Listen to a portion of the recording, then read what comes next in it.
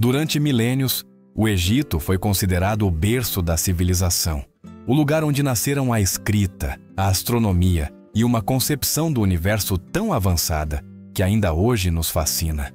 Mas por trás de seus templos de pedra e dos enigmas que cercam as pirâmides, existia uma face muito mais sombria, uma face que raramente aparece nos livros de história. A de um sistema judicial projetado não apenas para castigar, mas para destruir. Para os egípcios, a justiça não era um simples mecanismo humano. Era uma expressão direta da ordem cósmica. Uma ferramenta para manter o equilíbrio entre Ma'at, a harmonia divina, e o caos que ameaçava devorar o mundo. Qualquer crime, por menor que fosse, era percebido como uma fratura nessa ordem sagrada e, portanto, exigia um castigo proporcional não apenas ao ato, mas ao seu impacto no próprio tecido do universo. Essa visão transformou a ideia de justiça em algo que ia muito além da vingança ou da correção. O castigo deveria ser exemplar, não apenas para o corpo, mas para a alma, e deveria estender-se além da morte, penetrando no reino eterno onde o defunto enfrentava o julgamento de Osíris. Neste mundo, morrer nem sempre era o pior que poderia acontecer a um ser humano. Havia destinos mais temíveis: a aniquilação espiritual, a condenação ao esquecimento, a transformação em algo que já não podia ser considerado humano. Os egípcios haviam compreendido que a existência tem níveis de sofrimento que superam a dor física, estados de degradação que corroem a identidade e condenam a vítima a um destino que nem mesmo a morte pode redimir. Assim surgiram métodos de castigo que desafiam nossa compreensão moderna da crueldade. Não eram simples execuções nem brutais explosões de violência. Eram rituais meticulosamente planejados, atos sagrados que combinavam teologia, psicologia, política e espetáculo. Cada mutilação, cada sacrifício, cada humilhação era carregada de significado simbólico, projetada para enviar uma mensagem tão profunda que até a lembrança do castigo serviria como advertência para gerações inteiras. Nas próximas partes, percorreremos os cantos mais sombrios dessa justiça implacável. Homens oferecidos como alimento a crocodilos sagrados, sacerdotes transformados em eunucos por desafiar a pureza, criminosos convertidos em cinzas para apagar sua alma do além, serviçais enterrados vivos para acompanhar seus mestres eternamente, e nomes arrancados da história como se jamais tivessem existido. É uma jornada através do horror institucionalizado, onde a brutalidade se tornou virtude e a crueldade um dever sagrado. Prepare-se para descobrir até que ponto o ser humano pode justificar o sofrimento quando o disfarça de justiça divina. No ano 1350 a.C., sob o sol escaldante do Alto Egito, o lago sagrado do Templo de Sobek permanecia imóvel. Sob suas águas, esperavam dezenas de crocodilos do Nilo, criaturas consideradas encarnações vivas do deus crocodilo, senhor do poder e do caos. Naquele dia, preparavam-se para devorar Ka'amasset, um sacerdote condenado por roubar ouro sagrado do santuário, um dos crimes mais imperdoáveis contra a ordem divina. Desde sua captura, Ka'amasset foi tratado não como um homem, mas como uma oferenda. Sua pele foi marcada com hieróglifos que o identificavam como alimento do deus, e ele foi obrigado a consumir peixe podre para que sua carne se tornasse irresistível aos crocodilos. Inclusive, bebeu água do lago misturada com saliva e excremento dos animais, estabelecendo assim um vínculo sagrado com seus futuros algozes. No dia da execução, o ambiente assemelhava-se mais a um ritual do que a um castigo. Multidões acorreram com oferendas, amuletos e cânticos para presenciar o que chamavam de o banquete do Deus. Uma plataforma de madeira estendia-se sobre o lago, onde os sacerdotes iniciaram as preces que invocavam Sobek. A água começou a mover-se lentamente. Os crocodilos sabiam que o sacrifício estava próximo. Ka'amasset, nu, salvo por um pano com o símbolo do deus, foi levado até a borda. Pequenos cortes em suas pernas fizeram o sangue fluir para a poágua, provocando o frenesi. Quando foi baixado lentamente, um gigantesco crocodilo conhecido como Primeiro Dente de Sobek emergiu com fúria. O estalo de suas mandíbulas ao quebrar ossos fez a multidão silenciar. Em menos de 3 minutos, o corpo do sacerdote desapareceu sob as águas tingidas de vermelho. No entanto, o ritual não terminava com sua morte. Os sacerdotes esperavam que os crocodilos expulsassem os restos dias depois. Os ossos eram coletados, triturados e misturados com o barro que era utilizado na construção do templo, integrando fisicamente o traidor na morada do Deus que havia ofendido. Este ato garantia não apenas sua morte física, mas também sua destruição espiritual. Um corpo devorado não podia se reunir no além, e uma alma fragmentada ficava condenada a vagar eternamente. A execução servia como advertência. No Egito, a justiça não era um simples castigo, mas um lembrete de que nenhuma ofensa contra o sagrado ficava impune.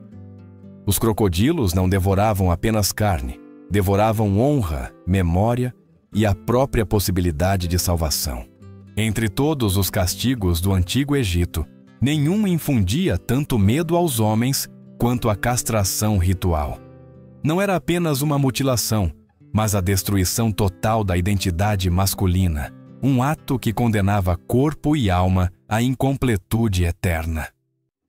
Este foi o destino de Aman-Hotep, um sacerdote surpreendido mantendo relações com uma virgem consagrada, uma violação gravíssima da ordem cósmica. Seu castigo deveria ser exemplar e eterno.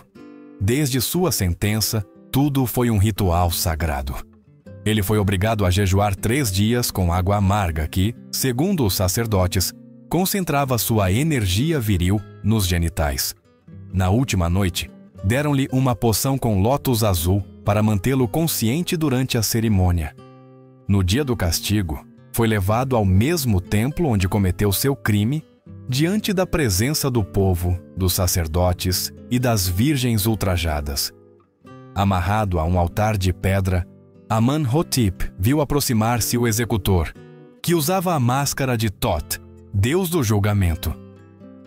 Com uma faca de bronze curvada, o primeiro corte eliminou seus testículos, considerados fonte de força e virilidade. Estes foram lançados ao fogo sagrado como oferenda. O segundo corte, mais lento, separou o pênis, que foi conservado em sal e exibido no templo como advertência a futuros transgressores. Os sacerdotes evitaram que ele morresse de hemorragia. Ele sobreviveu, condenado a servir o resto de sua vida no templo, reduzido a um ser ambíguo, nem homem, nem mulher, nem sacerdote, nem cidadão. Seu nome foi eliminado e substituído por um título que significava o mutilado. Obrigado a servir as mesmas virgens que profanou, tornou-se um lembrete vivo do preço de desafiar o sagrado. Este castigo tinha variantes igualmente aterrorizantes. Aos estupradores, amputava-se apenas o pênis, condenando-os ao desejo sem satisfação. Aos adúlteros, extirpava-se um testículo como marca permanente de sua falta. Inclusive, os inimigos capturados em guerra eram castrados em massa, e seus órgãos enterrados em terra maldita para impedi-los de renascer completos no além. Em uma sociedade onde a integridade corporal era requisito para uma vida eterna, a castração ia além da morte. Aman-Hotep não apenas perdeu sua virilidade, perdeu sua identidade espiritual, seu lugar no cosmos e toda a possibilidade de se reunir com os deuses. Para os antigos egípcios, o fogo representava algo muito mais temível que a morte. Em uma civilização obcecada com a preservação do corpo para assegurar a vida eterna, ser reduzido a cinzas significava a condenação definitiva. Sem corpo, a alma jamais poderia se reunir no além. Por isso, a incineração era reservada unicamente para os crimes mais atrozes, e sua execução se realizava com um rigor ritual que buscava não apenas destruir o corpo, mas erradicar qualquer vestígio do ser. Assim foi como terminaram seus dias os conspiradores que tentaram assassinar o faraó Ramsés III, liderados pela rainha Tiye, sua esposa secundária. A preparação da execução começava vários dias antes do castigo. Os condenados eram alimentados com óleos malditos e resinas inflamáveis que fariam seus corpos queimarem mais intensamente. Os sacerdotes recitavam maldições sobre sua carne, transformando-a em um recipiente de corrupção. O local do suplício era cuidadosamente selecionado. Devia estar longe das águas purificadoras do Nilo e de qualquer terreno sagrado. Normalmente, escolhiam-se áreas desérticas consideradas malditas, onde as almas destruídas não pudessem contaminar a terra. Inclusive o solo era tratado com sal e natrão, criando um campo espiritual que impedia que as almas escapassem ao submundo. O próprio cenário da execução era uma declaração simbólica. A plataforma onde seriam incinerados era construída com pedras de templos derrubados e monumentos caídos, símbolos de fracasso e ruína. Por canais especialmente projetados, os fluidos derretidos dos corpos seriam direcionados para fossas onde se misturavam com areia para criar uma pasta que selaria túmulos. Mesmo na destruição, os criminosos serviam como barreiras para outros espíritos. Os acusados eram levados ao local em procissão inversa à de um funeral. Em vez de lamentos, acompanhavam-nos maldições. Em vez de oferendas, objetos falsos que derreteriam com eles, condenando suas almas ao nada. O fogo em si também não era comum. Acendia-se com madeira de árvores atingidas por raios, considerada tocada pela ira divina, e era alimentado com gordura humana de execuções anteriores. Às vezes, inclusive se adicionava cabelo de criminosos executados, criando uma combustão simbolicamente carregada de maldição.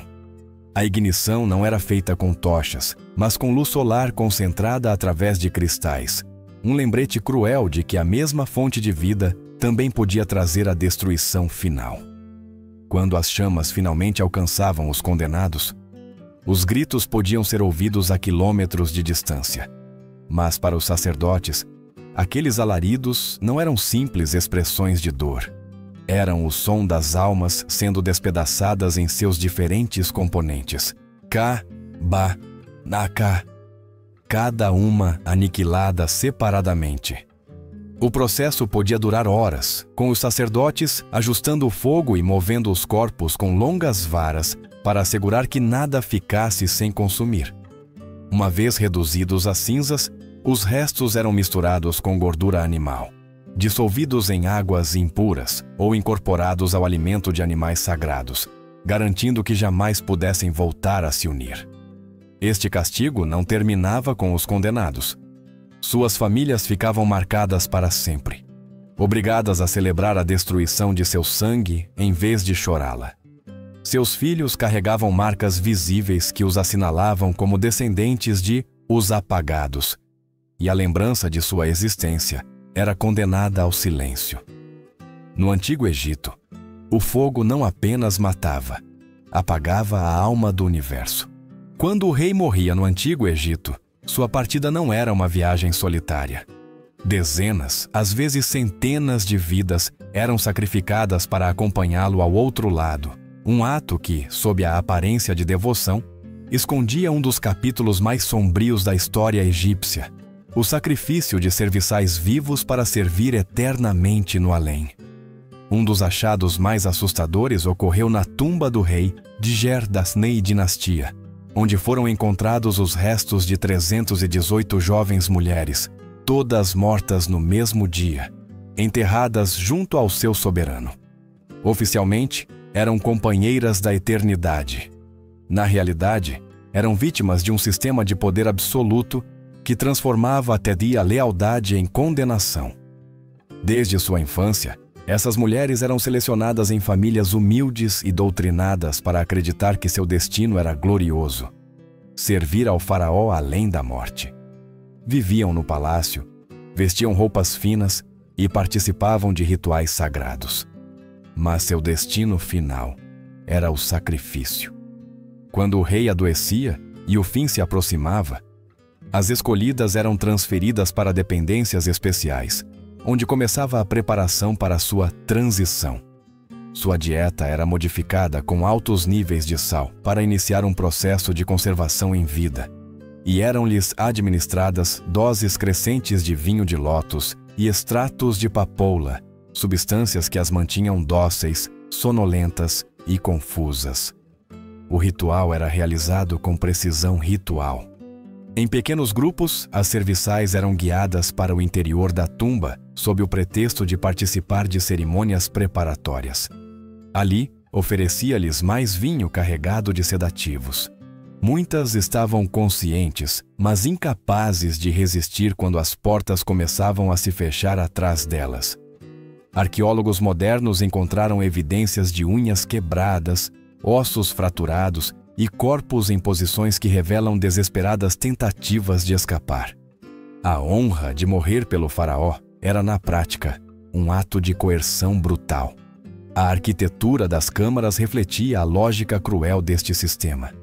Eram amplas o suficiente para conter várias pessoas, mas demasiado baixas para ficar em pé, obrigando-as a morrer em posições de submissão que imitavam suas tarefas em vida. Algumas eram acorrentadas com ouro e prata, luxos que só serviam para assegurar sua imobilidade. Inclusive, os detalhes mais macabros eram desenhados com intenção. Pequenos respiradouros asseguravam que morressem lentamente por asfixia, não por uma morte rápida, garantindo assim sua transição consciente para o além. O trauma não terminava com suas mortes. Outros serviçais eram obrigados a selar os túmulos de seus companheiros, sabendo que eles mesmos poderiam ser os próximos. Este ciclo de medo perpétuo mantinha o sistema funcionando sem resistência. Nem mesmo os criminosos comuns escapavam desta prática. Aqueles condenados por delitos graves podiam ser enterrados vivos no deserto, onde morriam lentamente sob o sol ou devorados por animais carniceiros. Para os egípcios, essas mortes não eram castigos, mas atos necessários para manter o equilíbrio cósmico. Os mortos deveriam servir no outro mundo como o faziam neste. Mas sob essa justificativa teológica, escondia-se uma realidade brutal. O poder absoluto do faraó estendia seu controle inclusive para além do túmulo, transformando os seres humanos em objetos eternos de servidão. No coração da cosmovisão egípcia existia uma crença fundamental. O rosto não era apenas uma parte do corpo, mas o reflexo material do Ren, o nome, a identidade espiritual que permitia a um indivíduo ser reconhecido pelos deuses no além. Apagar esse rosto equivalia a apagar sua existência. Por isso a mutilação facial tornou-se um dos castigos mais temidos e humilhantes, reservado para traidores, hereges e blasfemos. Era um castigo pior que a morte, porque privava o condenado não apenas de sua dignidade em vida, mas também de sua identidade eterna. O caso mais célebre foi o de Nefertiti, ou pelo menos de uma mulher com seu mesmo nome que, segundo os registros de um tribunal tebano, conspirou contra o clero de Amon para instaurar um culto proibido. Seu destino foi decidido em um julgamento público que não buscava justiça, mas escárnio. No dia da sentença, ela foi exibida na praça do templo, com o rosto coberto por um véu preto, símbolo de que já não era digna de ser olhada. Ali começou sua degradação, passo a passo, em uma sequência calculada para infundir terror. Primeiro, os sacerdotes cortaram-lhe o nariz. No Antigo Egito, o nariz representava o Ankh, o sopro vital outorgado pelos deuses. Sem ele, acreditava-se que a alma ficava incompleta. Depois, com facas de obsidiana, extirparam-lhe as orelhas, negando-lhe o direito de ouvir as preces ou ser invocada no além. Seguiram-se os lábios, símbolo da Ma'at, a palavra justa e verdadeira, condenando-a ao silêncio perpétuo. Por último, os carrascos vazaram seus olhos com ganchos de cobre em brasa, não apenas para deixá-la cega, mas para impedir que o Ba, o aspecto da alma que vaga livremente, encontrasse o caminho de volta ao corpo após a morte. Essas mutilações não eram feitas ao acaso. Cada uma tinha um significado espiritual profundo. Cada corte era uma sentença contra um aspecto da alma. E quando o processo terminava, a vítima era obrigada a olhar-se em um espelho de cobre polido para enfrentar sua nova forma. O que via não era um rosto humano, mas um lembrete vivo de sua queda. Um ser sem nome, sem voz e sem rosto, que já não pertencia nem a este mundo nem ao seguinte. Mas o castigo não terminava com o corpo. O nome de Nefertiti foi raspado de todos os monumentos, suas imagens destruídas, suas estátuas atiradas ao Nilo. Sem um rosto, sem nome e sem memória, ela deixou de existir não apenas fisicamente, mas ontologicamente. Na mentalidade egípcia, essa era a forma mais pura de aniquilação. Não matar alguém, mas negar que alguma vez tivesse vivido. Este castigo tinha um efeito devastador na sociedade. Todos sabiam que bastava uma traição à ordem divina para que seu rosto, símbolo máximo de sua humanidade, fosse apagado para sempre. Era uma advertência silenciosa e onipresente. Sem obediência, não há identidade. Sem identidade, não há eternidade. Se a mutilação do rosto representava a aniquilação espiritual e a incineração o fim absoluto da alma, havia um castigo que, embora não matasse imediatamente, conseguia algo ainda mais cruel: converter a vida em um inferno constante. Este era o destino reservado aos inimigos do Estado, aos traidores políticos e aos criminosos reincidentes. A condenação às minas do Sinai. Em um território árido, implacável e mortal, longe de qualquer rastro de civilização, esses homens e mulheres eram enviados para trabalhar, até que seus corpos se desintegrassem e sua vontade desaparecesse. Não se tratava de uma execução rápida, mas de uma morte prolongada que podia durar anos. As minas eram autênticos cemitérios em vida. Localizadas no fundo do deserto, a vários dias de qualquer assentamento humano, as condições eram tão desumanas que inclusive os animais evitavam se aproximar.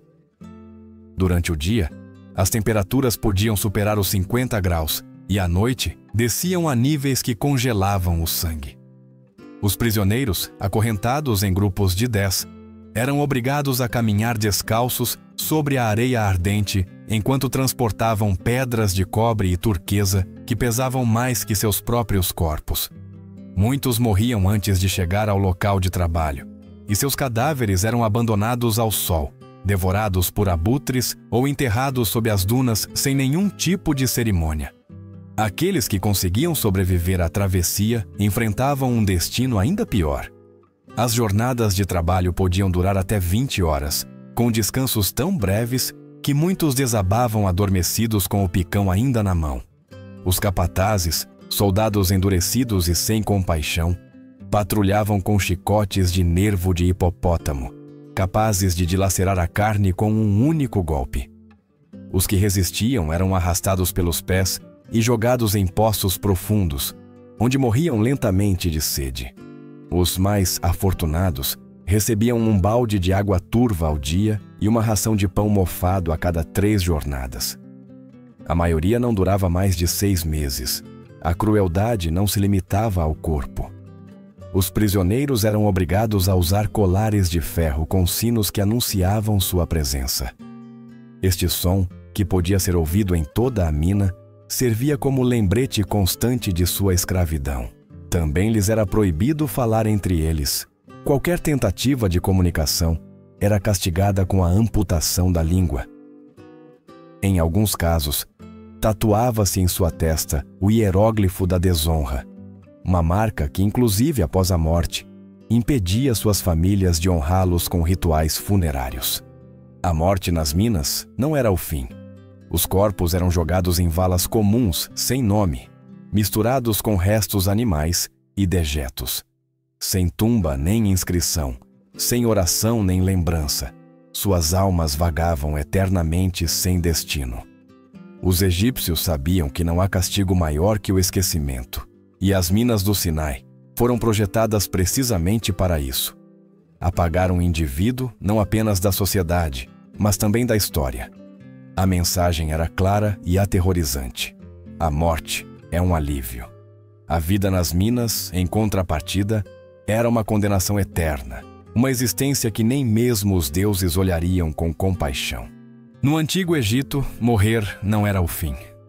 Para os vivos, a morte era apenas uma transição para um plano onde a alma devia ser reconhecida, invocada e lembrada para existir eternamente.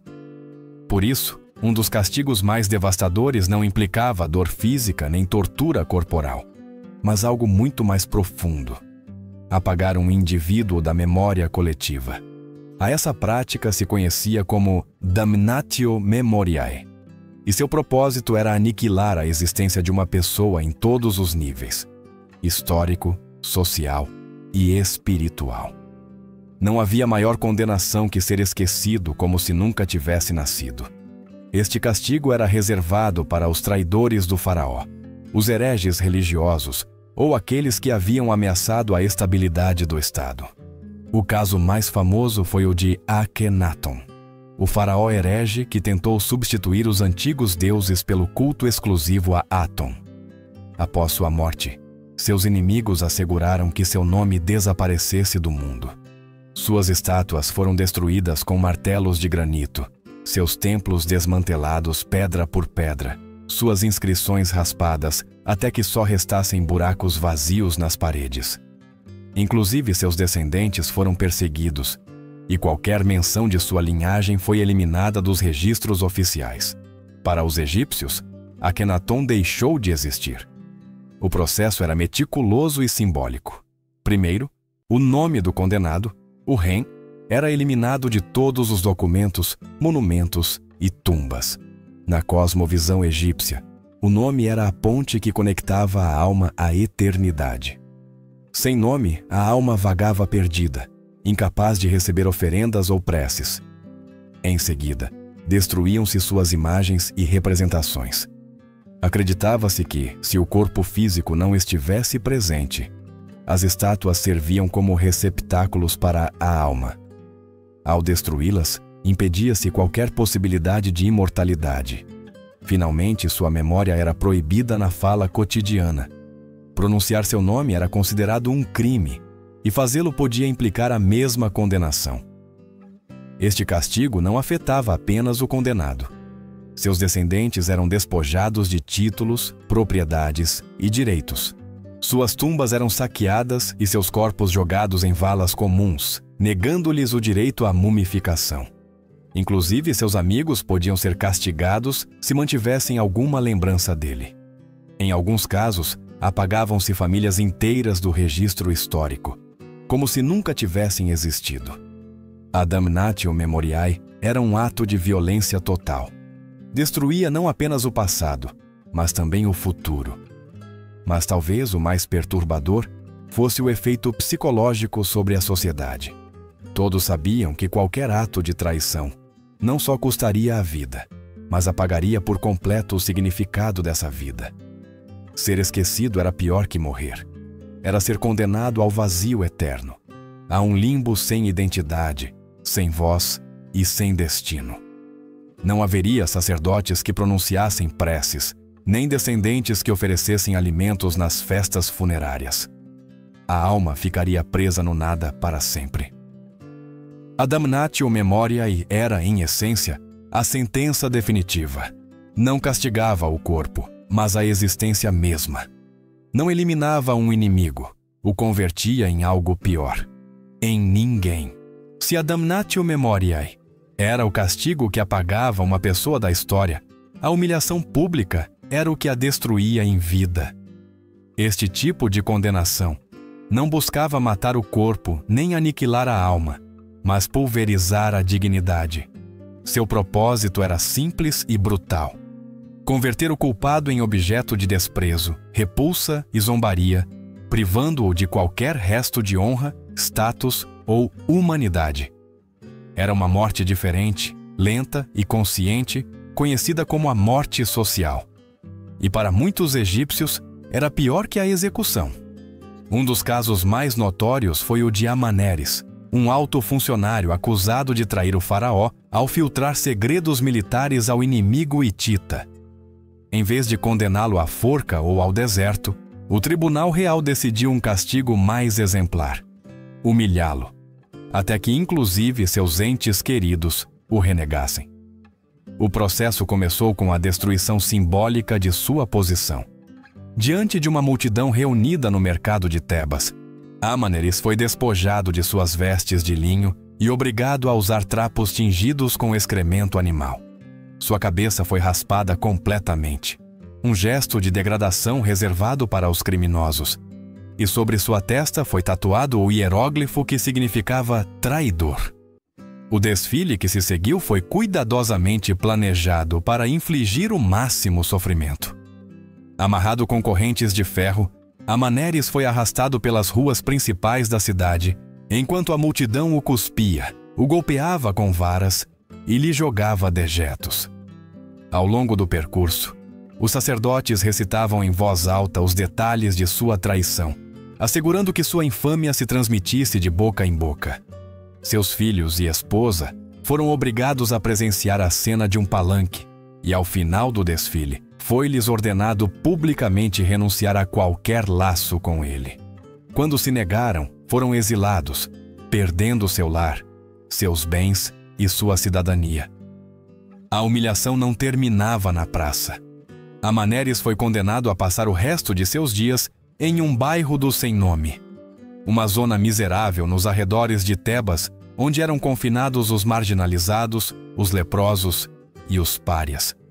Ali, viveu como um mendigo, sem direito a entrar em templos, sem acesso a mercados e sem poder pronunciar o nome dos deuses. Qualquer tentativa de se reintegrar à sociedade era castigada com açoites públicos ou amputações. O que antes foi um homem poderoso se tornou um fantasma social, invisível para todos, ignorado inclusive por aqueles que antes o temiam. Outro exemplo arrepiante foi o de Senmut, um escriba acusado de falsificar documentos do templo. Em vez de executá-lo, foi obrigado a escrever durante o resto de sua vida textos que ridicularizavam seus próprios crimes, que depois eram lidos em escolas como advertência para futuras gerações. Seu nome se tornou sinônimo de desonra. Este castigo era particularmente eficaz, porque atacava o que os egípcios mais valorizavam: a reputação, a honra, o respeito de seus pares. Um corpo pode sarar, uma alma pode encontrar descanso, mas uma reputação destruída nunca se recupera. A humilhação pública convertia o condenado em um morto-vivo, um lembrete ambulante de que o poder do Estado não terminava com a morte. Podia te matar mesmo enquanto você respirava. Ao longo de mais de 3 milênios, o Egito não apenas ergueu templos que desafiaram o tempo e tumbas que resistiram à passagem dos impérios, mas também um sistema de justiça cuja crueldade ainda ressoa em nossa memória coletiva. Cada castigo que percorremos não foi um ato isolado de brutalidade, mas parte de uma cosmovisão mais profunda e complexa. Para os egípcios, a ordem do universo, Ma'at, era sagrada, e qualquer desequilíbrio devia ser corrigido com medidas que transcendessem o corpo e alcançassem a alma. Por isso, sua justiça não buscava unicamente castigar, buscava purificar, dissuadir e, sobretudo, restabelecer o equilíbrio cósmico. Cada método refletia uma filosofia do poder. Alimentar os crocodilos com o corpo de um criminoso não era um simples ato de execução, mas uma mensagem de que o caos devoraria quem ousasse desafiar a ordem. A castração não era apenas um castigo sexual, mas uma forma de apagar a essência mesma do infrator. A incineração negava a eternidade. O sacrifício humano perpetuava a hierarquia, inclusive para além da morte. A mutilação facial, por sua vez, convertia a pessoa em um ser sem identidade, enquanto as minas do Sinai transformavam a vida em castigo. A damnatio memoriae, apagava-lhe a existência inteira, e a humilhação pública a destruía em tempo real, diante dos olhos de todos. Esses métodos não surgiram do sadismo, mas de uma concepção profundamente religiosa da justiça. A violência não era um excesso, mas um dever. O sofrimento não era um castigo arbitrário, mas um instrumento necessário para preservar o equilíbrio do cosmos. No entanto, essa justificativa não pode ocultar uma verdade inquietante. Por trás das ideias de ordem e divindade, escondia-se um sistema que utilizava o terror como ferramenta de controle social. A justiça era, em última instância, um instrumento do poder, e esse poder não conhecia limites. Hoje, milhares de anos depois, ainda podemos sentir o eco desse legado. A ideia de apagar um inimigo da história, de converter a vergonha em castigo, de usar o sofrimento como exemplo, não pertence apenas ao passado. De muitas formas, continua viva em nossas sociedades modernas. Talvez por isso, olhar de frente para a brutalidade do Egito antigo não é apenas um exercício histórico, mas também um espelho incômodo no qual reconhecemos nossas próprias sombras. E agora, depois desta viagem ao coração da crueldade institucionalizada, surge uma pergunta inevitável: onde termina a justiça e onde começa o abuso? Compartilhe seus pensamentos nos comentários. Você acredita que o castigo extremo pode ser justificado em nome da ordem? Ou é simplesmente uma máscara para o poder sem limites?